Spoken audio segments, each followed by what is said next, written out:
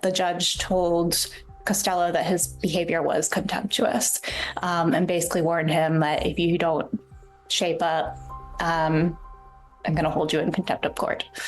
So, yeah, that was a really dramatic scene.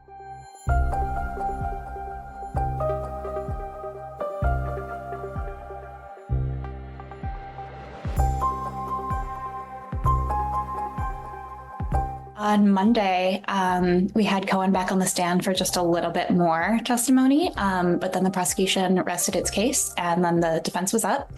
And they ended up only calling 2 witnesses, neither of whom was Donald Trump, despite his repeatedly saying that he would be open to testifying in his own defense, that he would do it.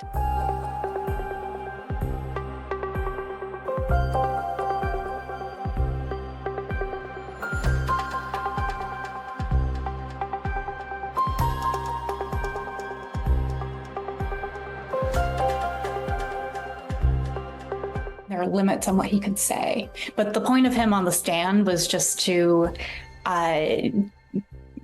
cast Michael Cohen as a liar, untrustworthy, at times erratic, just continue poking holes in his credibility. Monday afternoon, Robert Costello appeared to get on the judge's last nerve. Costello was reacting verbally and rolling his eyes to Merchan's rulings on what Costello could and could not say, like the questions he could and could not respond to. And he was saying things like, geez, and rolling his eyes. And the judge cleared the jury from the room and started to admonish Costello. But then apparently Costello, the judge asked him, "Are you staring me down?"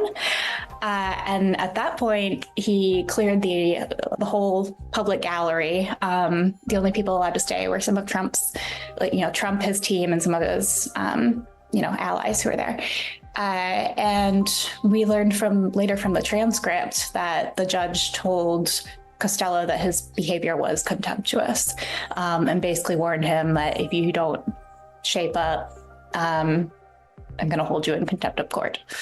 So, that was a really dramatic scene. There was a lot of yelling.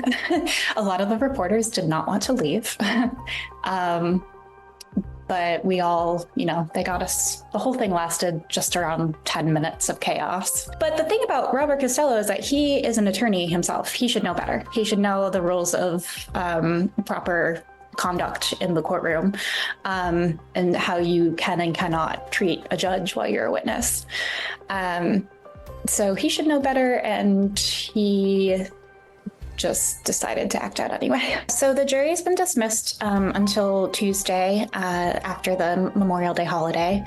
The judge was seemed really concerned about not wanting any big breaks between the closing statements and the jury instructions and then deliberations. He kind of wanted that all to go back to back.